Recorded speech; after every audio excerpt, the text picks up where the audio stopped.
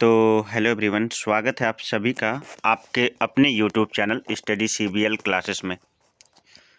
दोस्तों, आज की जो हमारी वीडियो है यह पूरी तरह से भौतिक विज्ञान की दूसरी वीडियो होगी और यह है पूरा का पूरा सेशन जो है गुरुत्वाकर्षण यानी ग्रेविटी एक महत्वपूर्ण टॉपिक पर निर्भर है।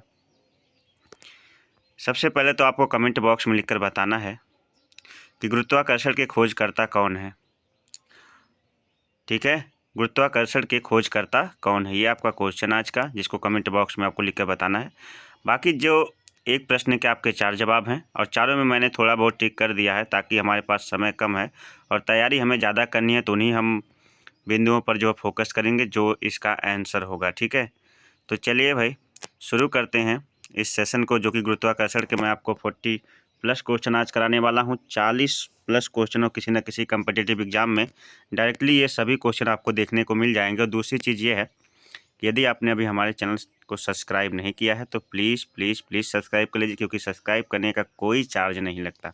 तो चैनल को सब्सक्राइब कर लीजिए और सब्सक्राइब जो रेड वाला बटन उसे काला करिए और साथ ही साथ जो बेल आइकन उसे ऑन कर लीजिए। तो आइए शुरू करते हैं आपके पहले क्वेश्चन से। क्वेश्चन नंबर 1 कहता है सार्वत्रिक गुरुत्वाकर्षण नियतांक कैपिटल जी का मात्रक है।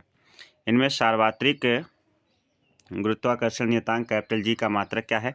मीटर पर सेकंड स्क्वायर, और बी है न्यूटन प्रति किग्रा, सी है न्यूटन मीटर स्क्वायर या किग्रा स्क्वायर, और डी है न्यूटन मीटर स्क्वायर किग्रा स्क्वायर प्रति किग्रा स्क्वायर। यही आपका ऑप्शन जो है राइट हो जाएगा। न्यूटन मीटर स्क्वायर प्रति किग्रा स्क्वायर सार्वत्रिक गुरुत्वाकर्षण कैपिटल जी का मात्रक होता है। चलिए सेकंड क्वेश्चन पे चलते हैं। वह बल जिससे एकांक दूरी पर स्थित एकांक द्रव्यमान वाले दो पिंड एक दूसरे को आकर्षित करते हैं कहलाता है। वह बल जिससे एकांक दूरी पर स्थित एकांक द्रव्यमान वाले दो पिंड एक दूसरे को आकर्षित करते हैं कहलाता है। क्या कहलाता है भाई? उसे कहते हैं गुरुत्वीय त्वरण, गुरुत्वाकर्षण बल, या गुरुत्वीय नियतांक, या आकर्षण बल। तो इसका जो आंसर हो जाएगा वो हो जाएगा, दो पिंड आकर्षित करते एक दूसरे को, तो वो हो जाएगा आपका गुरुत्वाकर्षण बल। क्या हो जाएगा? गुरुत्वाकर्षण बल। आगे देखते हैं, अगला क्वेश्चन है यदि दो पिंडों के बीच की दूरी 3 गुना कर दी जाए तो उनके बीच लगने वाला गुरुत्वाकर्षण बल कितना गुना होगा? यदि दो पिंडों के बीच की दूरी जो है 3 गुना कर दी जाए तो उनके बीच लगने वाला गुरुत्वाकर्षण बल कितना गुना हो जाएगा? तो अगर आप दूरी जो है 3 गुना कर देंगे ना तो गुरुत्वाकर्षण भी 3 गुना बढ़ेगा, यानी 1/9 गुना हो जाएगा। कितना हो जाएगा? 1/9। आगे है क्वेश्चन नंबर 4 क्या कहता है कि दो वस्तुओं के बीच आकर्षण बल निम्नलिखित में से किस पर निर्भर नहीं करता है? उनके बीच की दूरी पर, उनके द्रव्यमान के गुणनफल पर, गुरुत्वाकर्षण नियतांक पर, या उनके द्रव्यमान के योग पर। तो उनके द्रव्यमान के योग पर जो है, उनके द्रव्यमान के योग पर ही जो है दो वस्तुओं के बीच का आकर्षण बल निर्भर नहीं करता। आगे है क्वेश्चन नंबर 5 देखते हैं कि दो पिंड के बीच लगने वाला आकर्षण बल उनके बीच की दूरी के क्या होता है? अनुक्रमानुपाती होता है, या व्युत्क्रमानुपाती होता है, या वर्ग के व्युत्क्रमानुपाती होता है, या फिर जो है वर्ग के अनुक्रमानुपाती होता है। तो दो पिंडों के बीच लगने वाला आकर्षण बल उनके बीच की दूरी के वर्ग के व्युत्क्रमानुपाती होता है। दूरी के बीच के वर्ग क्या होता है? व्युत्क्रमानुपाती होता है। गुरुत्वाकर्षण नियतांक कैपिटल जी का मान ए विभिन्न ग्रहों पर भिन्न होता है, विश्व के सभी स्थानों पर एक समान होता है, चंद्रमा पर 1/6 होगा, और जो है पृथ्वी पर भिन्न भिन्न स्थानों पर भिन्न भिन्न होगा। नहीं, इसका जो है गुरुत्वाकर्षण नियतांक कैपिटल जी का मान विश्व के सभी स्थानों पर क्या होता है? एक समान होता है। क्वेश्चन नंबर नेक्स्ट कहता है कि यदि पृथ्वी का द्रव्यमान m तथा पृथ्वी की त्रिज्या r हो तो गुरुत्वीय त्वरण स्मॉल g होगा। तो ये आपका जो है होगा capital G m small e अपान r e स्क्वायर, GME/r/e² होगा। तो चलिए आगे बढ़ते हैं। इसी के साथ आ जाते हैं क्वेश्चन नंबर 8 पर। क्वेश्चन नंबर 8 है पृथ्वी पर रखी दो वस्तुओं के बीच गुरुत्वाकर्षण बल कैपिटल F है। यदि उनमें से प्रत्येक का द्रव्यमान आधा कर दिया जाए तो गुरुत्वाकर्षण बल होगा F/2, F/4 हो जाएगा, या एफ होगा या 2F होगा। तो यदि पृथ्वी पर रखी दो वस्तुओं के बीच गुरुत्वाकर्षण बल F है तो कह रहा कि यदि उनमें से प्रत्येक का द्रव्यमान आधा कर दिया जाए तो फिर गुरुत्वाकर्षण बल होगा F/4 हो जाएगा, वो भी जो है 2 गुना घट जाएगा। आगे चलते हैं। यदि दो पिंडों के द्रव्यमान m1 m2 हैं, यदि दो पिंडों के द्रव्यमान क्या है, द्रव्यमान एक का द्रव्यमान m1 है, दूसरे का m2 है तथा उनके बीच की जो दूरी है, ये पिंड m1 है और ये पिंड क्या है, m2 है। इनके बीच की जो दूरी है वो d है। के बीच आकर्षण बल कौन सा होगा, तो उनके बीच आकर्षण बल होगा GM1 m2/d²। नीचे वाला स्क्वायर हो जाएगा, यानी ये आपका जो है ऑप्शन नंबर 20 का राइट ऑप्शन हो जाएगा। ऑप्शन नंबर 20 क्या हो जाएगा, इसका राइट ऑप्शन हो जाएगा। चलिए आगे नेक्स्ट चलते हैं अगले क्वेश्चन की तरफ। अगला क्वेश्चन कहता है कि एक व्यक्ति का भार पृथ्वी पे 60 किग्रा है तो चंद्रमा पर उसका भार कितना होगा। महत्वपूर्ण क्वेश्चन है, इंपॉर्टेंट है, ऐसा क्वेश्चन अक्सर पूछता है कंपटीशन में। एक व्यक्ति का भार पृथ्वी पे 60 किलो है तो चंद्रमा पे उसका वजन कितना हो जाएगा। तो यदि पृथ्वी पे उसका वजन 60 किलो है तो चंद्रमा पे जो है 6 गुना कम हो जाता है, यानी 10 किग्रा हो जाएगा। कितना हो जाएगा, 10 kg हो जाएगा पृथ्वी पे उसका द्रव्यमान। एक वस्तु का द्रव्यमान पृथ्वी पे 38 किग्रा है, कितना है, 38 किग्रा है, तो चंद्रमा पे उसका द्रव्यमान कितना होगा। एक वस्तु का द्रव्यमान पृथ्वी पर 38 किग्रा है तो चंद्रमा पे कितना होगा। सॉरी दोस्त, ऊपर वाले का आंसर जो है गलत हो गया था। एक वस्तु पहले 10वां सही कर लेते हैं। फिर एक व्यक्ति का पृथ्वी पर जो द्रव्यमान है वो कितना है, 60 किग्रा है, तो चंद्रमा पर उसका द्रव्यमान 60 किग्रा ही होगा। एक वस्तु का पृथ्वी पर द्रव्यमान 38 किग्रा है तो चंद्रमा पर उसका द्रव्यमान भी क्या होगा, 38 किग्रा होगा। 12वां है, एक गेंद को ऊपर उछालने पर 100 मीटर ऊंचाई तक जाती है, गेंद का प्रारंभिक वेग क्या है। गेंद का प्रारंभिक वेग जो होता है वो होता है 42.2 मीटर प्रति सेकंड ना। यानी कहने का मतलब है कि एक गेंद को ऊपर उछालने पर 100 मीटर की ऊंचाई तक जाती है तो गेंद का प्रारंभिक वेग क्या होगा, 42.2 मीटर प्रति सेकंड होगा। क्वेश्चन नंबर 13 कहता है कि वृत्ताकार पथ में घूमते हुए पिंड पर जिस बल के कारण त्वरण उत्पन्न होता है उस वृत्ताकार पथ को गतिशील रखता उसे कहते हैं अभिकेंद्र बल या गुरुत्व बल या फिर घर्षण बल या केंद्रीय बल। तो घूम रहा है वृत्ताकार पथ में तो अभिकेंद्र बल कार्य करेगा। कौन सा बल कार्य करेगा, अभिकेंद्र बल जो है कार्य करेगा। ठीक है, आगे बढ़ते हैं। अगला है, अभिकेंद्र बल की अनुपस्थिति में पिंड एक सरल रेखा में मुक्त रूप से गतिशील हो जाता है। वह होता है वृत्तीय पथ पे स्पर्श रेखा पर या वृत्तीय पथ की त्रिज्या पर या फिर जो है वृत्तीय पथ के व्यास पर या वृत्तीय पथ के तिर्यक रेखा पर। तो ये होता है वृत्तीय पथ पर स्पर्श रेखा पर क्या हो जाता है, अभिकेंद्र बल जो है पूरी तरह से, अभिकेंद्र बल की अनुपस्थिति में पिंड सरल रेखा में पूरी तरह से वृत्तीय पथ पर स्पर्श रेखा पर क्या होता है, गतिशील रहता है। ठीक है, आगे बढ़ते हैं अगले क्वेश्चन की तरफ। अगला क्वेश्चन कहता है कि पृथ्वी के चारों ओर चंद्रमा की गति जिस बल के कारण है, पृथ्वी के चारों ओर चंद्रमा की गति जिस बल के कारण होती है वह गुरुत्व बल है, गुरुत्वाकर्षण बल, गुरुत्व बल है या अभिकेंद्र बल है या विकर्षण बल। तो अभिकेंद्र बल के कारण मैंने बताया कोई वृत्ताकार पथ पर कोई वस्तु घूमेगी। ठीक है, आगे है क्वेश्चन नंबर 16 क्या कहता है। 16 कहता है कि किसी दिए हुए बल के लिए त्वरण वस्तु के द्रव्यमान में होता है। किसी दिए हुए बल के लिए त्वरण वस्तु के द्रव्यमान में होता है समानुपाती, अनुपाती, व्युत्क्रमानुपाती या वार्तानुपाती। तो व्युत्क्रमानुपाती होता है किसी दिए हुए बल के लिए त्वरण वस्तु के द्रव्यमान में व्युत्क्रमानुपाती होता है। आइए क्वेश्चन नंबर 17 की तरफ चलते हैं। 17 यहाँ पे है, हमारे सौर परिवार में सभी ग्रह परिक्रमा करते हैं, चंद्रमा की, पृथ्वी की, सूर्य की या क्षुद्र ग्रहों की। तो सूर्य की परिक्रमा सभी ग्रह करते हैं। स्पेशली हमारी पृथ्वी भी जो है जिस ग्रह पे हम रहते हैं वह भी क्या करती है, सूर्य की परिक्रमा करती है। ठीक है, तो चलिए आइए क्वेश्चन नंबर 18 पर चलते हैं। वस्तुओं के बीच कौन सा बल गुरुत्वाकर्षण बल का कहलाता है? विकर्षण बल, आकर्षण बल, घर्षण बल, आकर्षण बल या बाहुबल? करा कि बाहुबल। वस्तुओं के बीच कौन सा बल गुरुत्वाकर्षण का बल का कार्य करता है? तो भाई गुरुत्वाकर्षण बल का कार्य हमेशा आकर्षण बल ही करता है। ठीक है, कौन करता है? आकर्षण बल ही किसका काम करता है? गुरुत्वाकर्षण बल का कार्य करता है। ठीक है, चलिए आगे बढ़ते हैं अगले क्वेश्चन की तरफ। अगला क्वेश्चन कहता है कि वह कौन सा बल दो पिंडों को मिलाने वाली रेखा की दिशा में लगता है? गुरुत्वाकर्षण बल, उत्प्लावन बल, घर्षण बल या डूबने वाली वस्तु पर बल? तो गुरुत्वाकर्षण बल ही जो है दो पिंडों को मिलाने वाली रेखा में के बीच लगता है।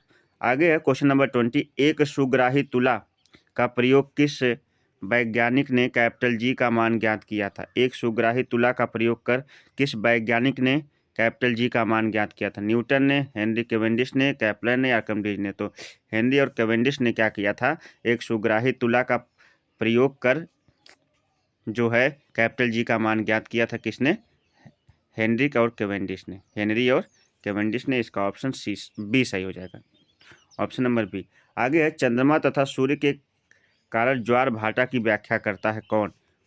गुरुत्व का नियम, गुरुत्वाकर्षण का सार्वत्रिक नियम, घर्षण का नियम, उत्प्लावन का नियम? तो गुरुत्वाकर्षण का जो है सार्वत्रिक नियम जो है चंद्रमा और सूर्य के कारण ज्वार भाटा की व्याख्या करता है। अब उसके बाद जो है क्वेश्चन नंबर 22 कहता है, क्या कहता है कि सूर्य के चारों ओर ग्रहों के चारों ओर उपग्रहों की गति की स्पष्टता कौन नियम प्रदान करता है? घर्षण, गुरुत्व नियम, गुरुत्वाकर्षण नियम या उत्प्लावन? तो गुरुत्वाकर्षण नियम जो है सूर्य के चारों ओर तथा ग्रहों के चारों ओर उपग्रहों की जो गति है उसकी स्पष्टता को गुरुत्वाकर्षण क्या करता है? बताता है। कौन बताता है? गुरुत्वाकर्षण। आइए क्वेश्चन नंबर 23 पर चलते हैं। 23 क्वेश्चन कहता है कि पृथ्वी के द्वारा वस्तुओं पर लगाया गया आकर्षण बल कहलाता है गुरुत्वीय बल, गुरुत्वाकर्षण बल, मुक्त पतन या इनमें से कोई नहीं? तो पृथ्वी के द्वारा वस्तुओं पर लगाया गया बल जो है गुरुत्वाकर्षण बल ही कहलाता है। क्या कहलाता है? गुरुत्वाकर्षण बल या गुरुत्वीय बल। कहा कि जब भी कोई वस्तु पृथ्वी की ओर गिरती है तो त्वरण कार्य करता है जो गुरुत्वीय बल के कारण होता है। सूर्य के, चंद्रमा के, पृथ्वी के जो है गुरुत्वीय बल के कारण जो है क्या होता है? त्वरण कार्य करता है। आगे जो है सूर्य के चारों ओर ग्रहों की कक्षा की आकृति होती है, परवलिक होती है, दीर्घवृत्तीय होती है, वृत्तीय होती है, इनमें से कोई नहीं? तो दीर्घवृत्तीय होती है। सूर्य के चारों ओर ग्रहों की कक्षा की आकृति कैसी होती है? दीर्घवृत्तीय। ठीक है, आगे बढ़ते हैं क्वेश्चन नंबर नेक्स्ट की तरफ चलते हैं। अगला क्वेश्चन कहता है कि पृथ्वी की त्रिज्या किधर से किधर की ओर बढ़ती है? तो पृथ्वी की त्रिज्या जो है ध्रुवों से विषुवत की ओर बढ़ती है, या विषुवत से ध्रुवों की ओर बढ़ती है, या ध्रुवों से केंद्र की ओर बढ़ती है, या उत्तरी ध्रुव से दक्षिणी ध्रुव की ओर बढ़ती है? तो भाई पृथ्वी की जो त्रिज्या है किधर से किधर की ओर बढ़ती है? तो पृथ्वी की त्रिज्या ध्रुवों से हमेशा विषुवत की ओर बढ़ती हैं, ध्रुवों से विषुवत की ओर बढ़ती हैं। अगला क्वेश्चन कहता है, क्वेश्चन नंबर नेक्स्ट की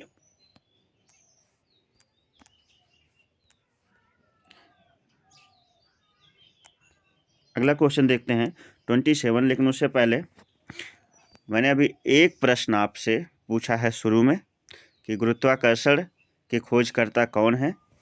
अब दूसरा क्वेश्चन भी मैं आपसे पूछने वाला हूं ये 27 क्वेश्चन के बाद।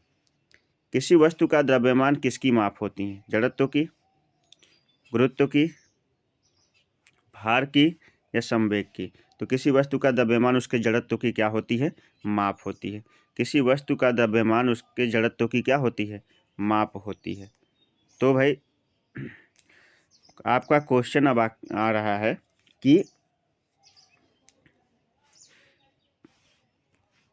नेक्स्ट क्वेश्चन आपसे पूछा जा रहा है कि न्यूटन ने अपना गुरुत्वाकर्षण का नियम किस फल को देखकर दिया था? लीजिए, अगर आप थोड़ा सा भी अगर जो है मस्तिष्क लगाया होगा तो आप पहले क्वेश्चन कैसे जान गए होंगे, लेकिन फिर भी न्यूटन ने अपने गुरुत्वाकर्षण का नियम किस फल को देखकर सबसे पहले जो है गुरुत्वाकर्षण का नियम दिया था? चलिए तो क्वेश्चन नंबर 28 कहता है किसी वस्तु का द्रव्यमान सदा रहता है क्या? स्थिर, अस्थिर, समान, नगण्य। तो किसी वस्तु का द्रव्यमान सदैव स्थिर रहता है, ठीक है ना। किसी वस्तु का द्रव्यमान अगर क्या रहता है? सदैव स्थिर रहता है। स्थिर अनुपात का नियम आपने पढ़ा है ना, द्रव्यमान संरक्षण का नियम, जिसमें क्या आपको पढ़ाया गया? द्रव्यमान संरक्षण में कोई भी वस्तु ना तो नष्ट की जा सकती, ना ही जो है निर्मित की जा सकती, केवल उसे एक रूप से दूसरे रूप में बदला जा सकता है, ठीक है। क्वेश्चन नंबर 29 कहता है किसी वस्तु का भार वह बल है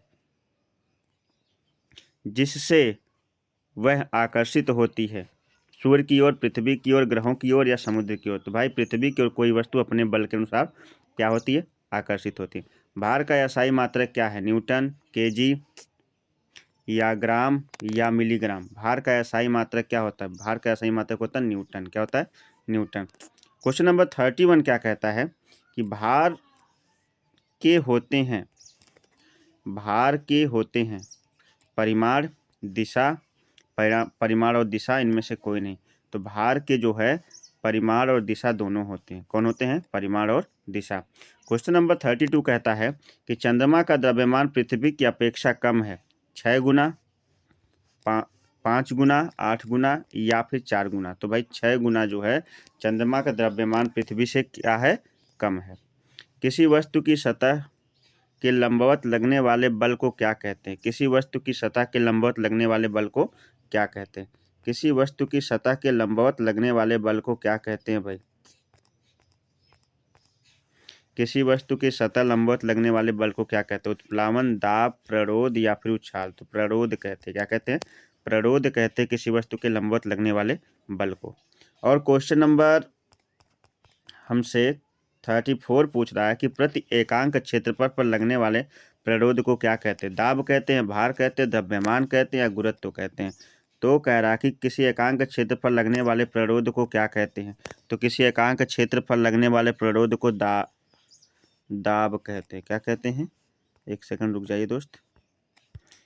हाँ, किसी वस्तु के क्षेत्रफल पर लगने वाले प्ररोध को क्या कहते हैं? दाब कहते हैं। दाब कहते हैं। चलिए यहाँ से 34 खत्म होता है। चैनल को सब्सक्राइब कर लीजिए और आगे बढ़ते हैं। तो भाई दाब और प्ररोध में क्या संबंध है? देखिए जैसे जैसे आंसर आ रहा है वैसे वैसे क्वेश्चन बनाता जा रहा है, वो उसने खुद ही हिंट दे दिया है। आगे है दाब और प्ररोध में क्या संबंध है। तो दाब और प्ररोध में संबंध क्या होता है? आप सारे ऑप्शन को पढ़ लीजिएगा। दाब बराबर प्ररोध बटे क्षेत्रफल होता है। दाब बराबर क्या होता है? प्ररोध बटे क्षेत्रफल। आगे बढ़ते हैं कि 36 क्वेश्चन कहता है कि किसी तरह की रेत पर खड़े होने पर पैर उसमें अधिक धंस जाते हैं, भार के कारण, प्ररोध के कारण, गुरुत्व के कारण या बल के कारण। तो प्ररोध के कारण जो है क्या होता है? प्ररोध के कारण जो है रेत पर खड़े होने पर उसमें पैर क्या हो जाते हैं? धंस जाते हैं। आगे है भवनों की नींव चौड़ी बनाई जाती है क्योंकि बड़े क्षेत्रफल पर दाब कम लगता है, बड़े क्षेत्रफल पर दाब अधिक लगता है, बड़े क्षेत्रफल पर दाब बराबर लगता है या फिर बड़े क्षेत्रफल ठीक नहीं होते। तो बड़े क्षेत्रफल पर जो है दाब कम लगता है, इसीलिए भवनों की नींव, जैसे अर्थक्वेक वगैरह आता है तो नीचे बिल्डिंगें ना धंसे, इसके लिए जो है उनके सबसे पहले क्या किए जाते हैं? उनकी नींव चौड़ी बना दी जाती है जिससे कि उनको धंसने का खतरा कम हो जाए। ठीक है, यहाँ से हमारे ख़त्म होते हैं 37 क्वेश्चन। 37 क्वेश्चन का टारगेट था और 37 क्वेश्चन हमने आपको करा दिए हैं। बताइएगा आज का सेशन कैसा लगा कमेंट बॉक्स में। 2 क्वेश्चन आपसे पूछे, गुरुत्वाकर्षण का जो है खोजकर्ता किसे कहते हैं, और न्यूटन ने जो है गुरुत्वाकर्षण की खोज जो है किस जो है फल पर की थी। इसका जवाब कमेंट बॉक्स में लिखकर बता दीजिएगा। दूसरी चीज़ ये है कि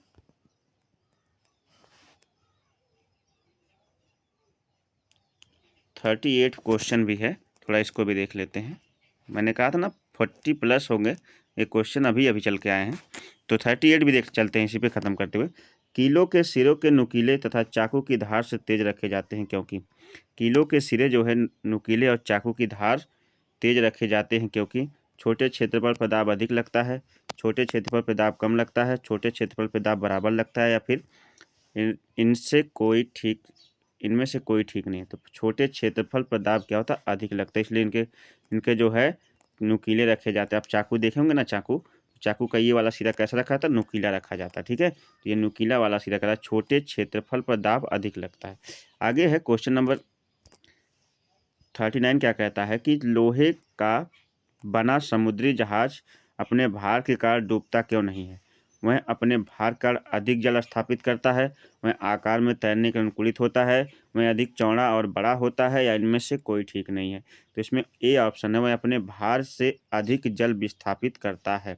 वह अपने भार से अधिक जल विस्थापित करता, हटाता जाता है, इसलिए वह डूबता नहीं है। क्वेश्चन नंबर 40 क्या कहता है कि पानी के द्वारा ऊपर की ओर लगाया जाने वाला बल कहलाता है। पानी के द्वारा ऊपर की ओर लगाया जाने वाला बल उत्प्लवन बल, गुरुत्वाकर्षण बल, गुरुत्व बल या केंद्र बल। तो पानी के द्वारा ऊपर की ओर लगाया जाने वाला जो बल होता है उसको उत्प्लवन बल कहते हैं। क्या कहते हैं?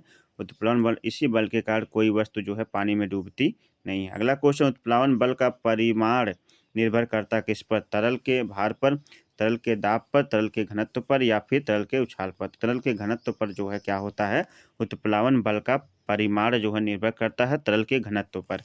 क्वेश्चन नंबर नेक्स्ट है, कार्क तैरता है परंतु कील डूब जाती है।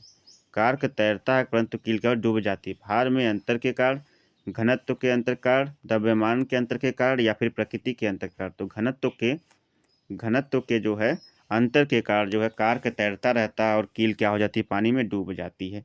आखिर द्रव के घनत्व, अगला क्वेश्चन 43 कहता है कि द्रव के घनत्व से कम घनत्व की वस्तु द्रव, ध्यान दीजिएगा, वो कहता है 43 कि द्रव के घनत्व से कम घनत्व की वस्तु द्रव में डूबती है, द्रव में तैरती है, द्रव में ना तो डूबती ना ही तैरती है, द्रव पर उछलती है। तो बी ऑप्शन सही है, द्रव में तैरती है। द्रव के, यहाँ पे क्वेश्चन है कि द्रव के घनत्व से कम द्रव्य की वस्तु द्रव, तो द्रव में क्या होती है, तैरती है। Question number 44 second and last question होगा ये। लास्ट तो हमने कब का मान लिया था, लेकिन आइए क्वेश्चन और चल के आ गए, आपके लिए फायदेमंद ही इसमें आके ज्वाइन हो गए। चलिए, पृथ्वी पर किसके कारण वायुमंडल ठहरता है? गुरुत्व के कारण, वायुमंडल कारण, बादल के कारण या पृथ्वी चुंबकीय क्षेत्र कारण? तो भाई गुरुत्व के कारण जो है पृथ्वी पर वायुमंडल ठहरता है। एक क्वेश्चन है, एक वस्तु वायु में 10 न्यूटन है, जब इसे पूरी तरह से जल में डुबोया जाता है तो इसका भार 8 न्यूटन है। तो कह रहा है आगे कि इस वस्तु के द्वारा विस्थापित जल का भार होगा 2 न्यूटन, 8 न्यूटन, 10 न्यूटन, 12 न्यूटन। यानी 10 से जो है 8 हो जा रही है, तो मतलब कितने कमी आई, 2 की। 2 न्यूटन इसका राइट ऑप्शन हो जाएगा। इसलिए इस तरह से हमारे जो है 45 क्वेश्चन जो है 40+ क्वेश्चन खत्म होते हैं। 45 क्वेश्चन हम कराए हैं। उम्मीद करता हूँ आज की वीडियो आपको बहुत ही ज़्यादा पसंद आएगी। आज की वीडियो काफ़ी अच्छी भी थी, गुरुत्वाकर्षण पर थी, और हर प्रकार के कम्पिटिटिव एग्जाम के लिए टारगेट, हर प्रकार के कम्पिटिटिव एग्जाम को टारगेट मानकर बनाई भी गई है। तो उम्मीद करते हैं आज की वीडियो आपको अच्छी लगी होगी। चैनल पर नए हैं तो तुरंत सब्सक्राइब कर लीजिए, वीडियो को लाइक करिए, और अगर अभी तक आपने जो है इस वीडियो को शेयर नहीं किया, तुरंत शेयर करिए, लाइक करिए, सब्सक्राइब करिए। मिलते हैं अगली वीडियो के साथ, तब तक के लिए आप सभी को नमस्कार, बाय बाय, जय हिंद।